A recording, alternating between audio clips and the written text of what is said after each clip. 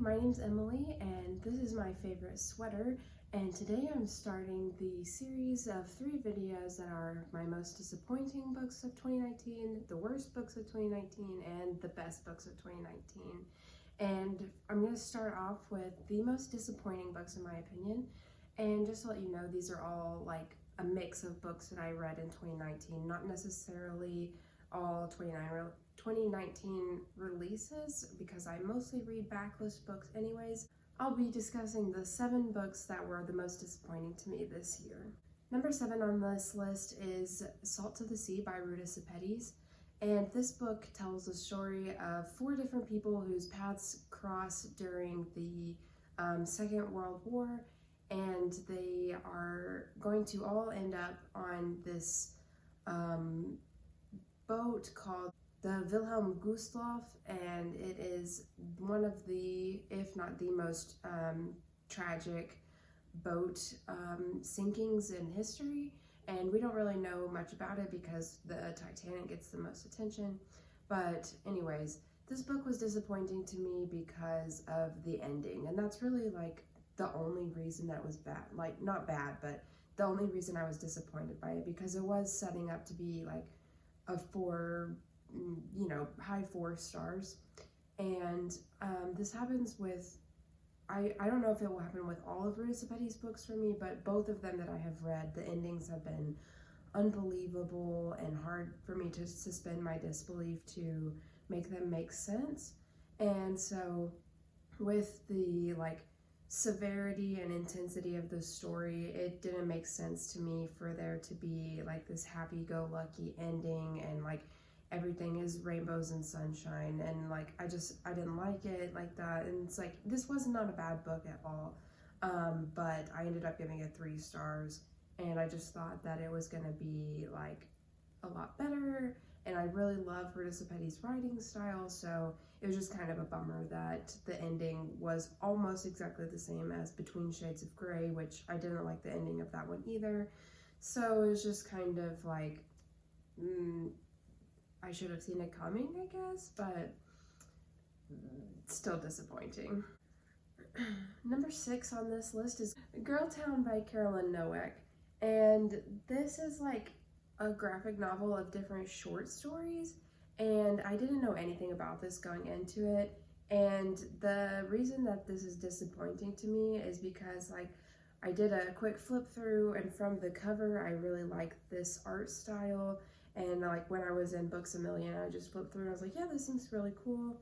And the thing that is disappointing to me, the reason why this book is disappointing is because each of them are short stories, and I think they are too short. Like, they end very abruptly. Each of the stories is very different, and it's just like, I don't know, I didn't love it. Like, it was fine. I liked some stories better than others, and I just kind of like felt meh about it.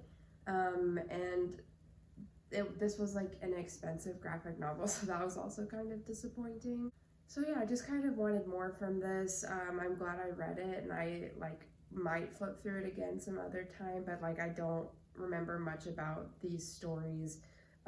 They all follow different people, different situations. Like, one of them is like a thriller, one of them has to do with not an AI, well, kind of an AI, like a sex doll robot guy kind of thing. One of them is just about like having a crush on your neighbor, so like just various different topics. And so it was just kind of like meh, again, just kind of disappointing that it wasn't like better than what it was. The 5th book on this list is The Ocean at the End of the Lane by Neil Gaiman, and the reason that this book is on here is because the book is very vague. So this book follows a young boy, and it's hard to explain.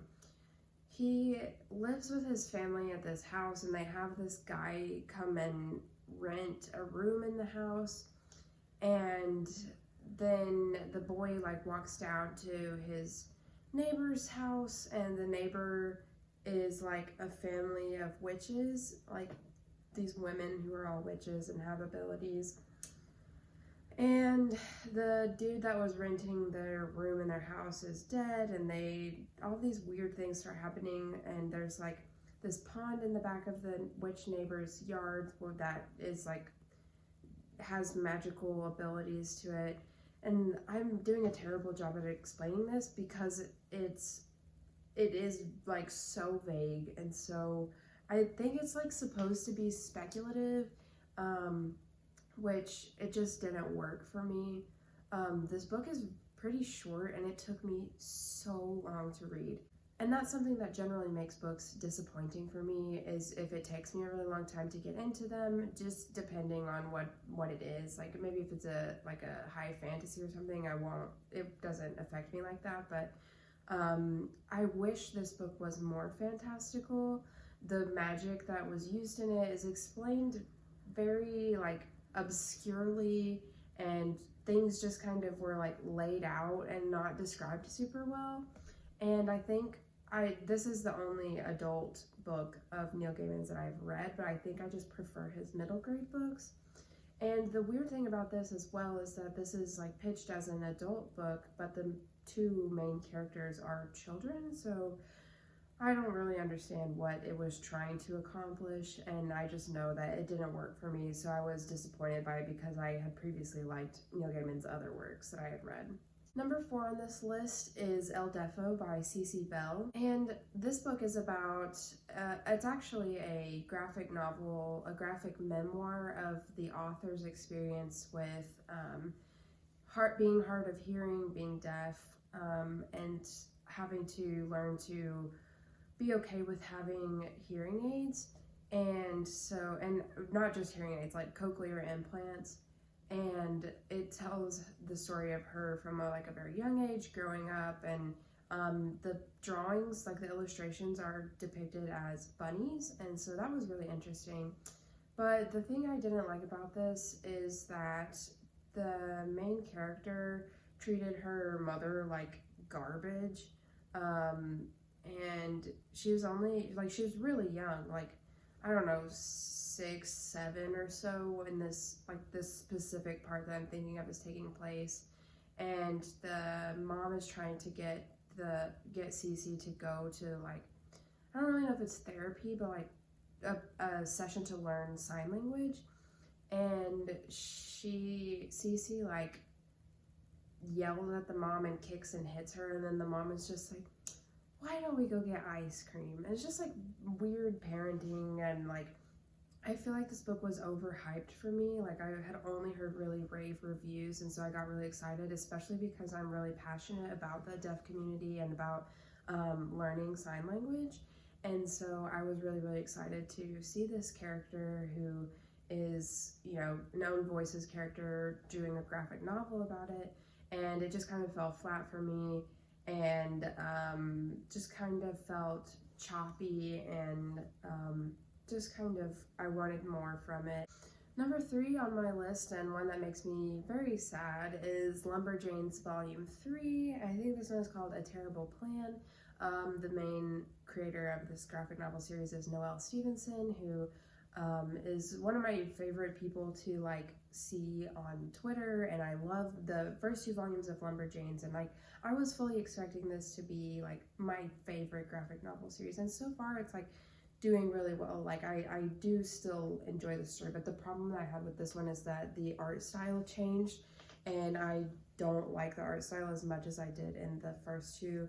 And actually, I think the illustrator is Carolyn Nowak, who did Girl Town, who I was talking about earlier, so maybe it's just something about her art style.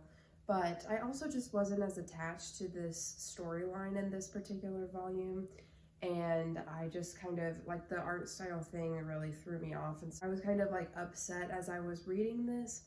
And so I don't know, I will definitely still be continuing on with this series, and I think as I keep reading them I'll get used to the art style change. But yeah, this one was just disappointing because I wasn't I hadn't done any research on it, so I didn't know that there was the change, and so that was probably on me. But yeah, this was a disappointing one.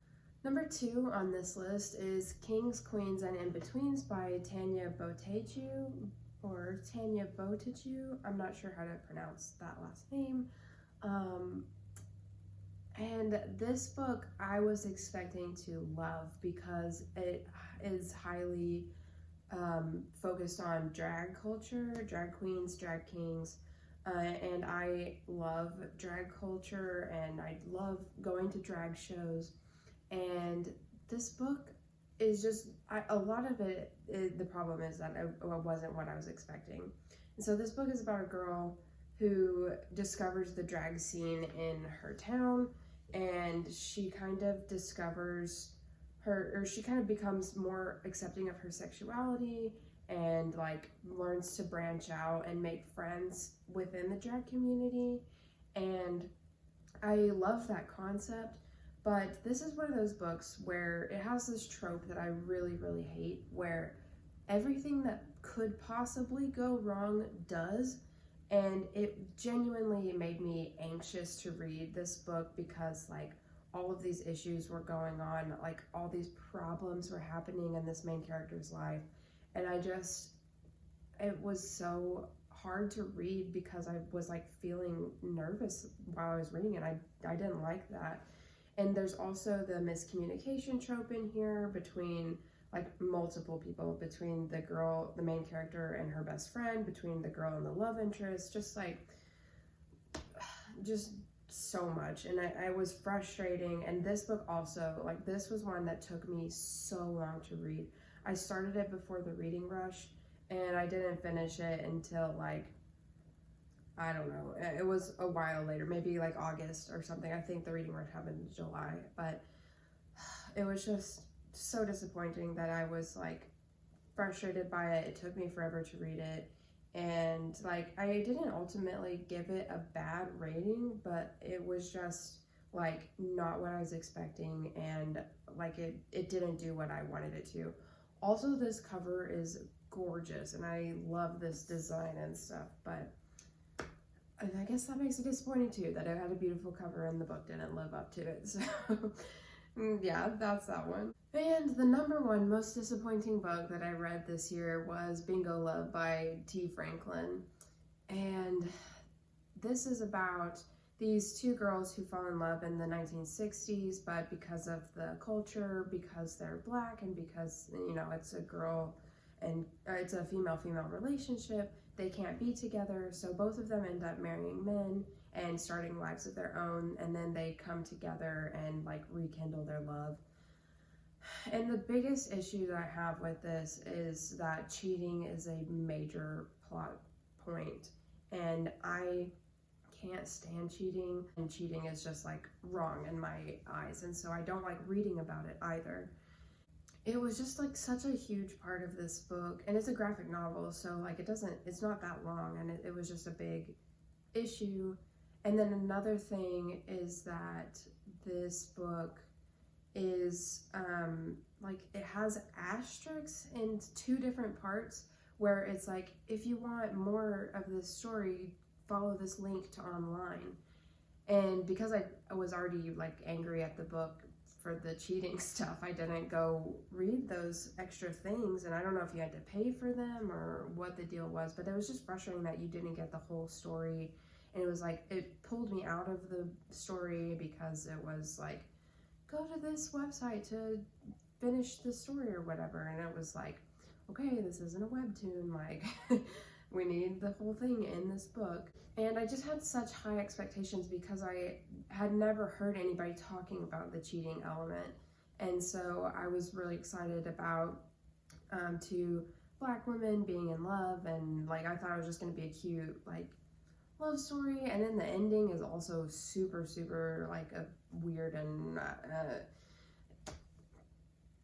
I don't have words. I just like, it was just upsetting and like disappointing that it wasn't what I had heard it was. And so I really expected to like give that 5 stars, and it was like maybe 2 stars for me. So anyways, sorry this video is kind of like a bummer, but I feel like people are always interested in like hearing what books are bad or disappointed you. And these aren't necessarily the worst books I read this year. I will have another video discussing those books.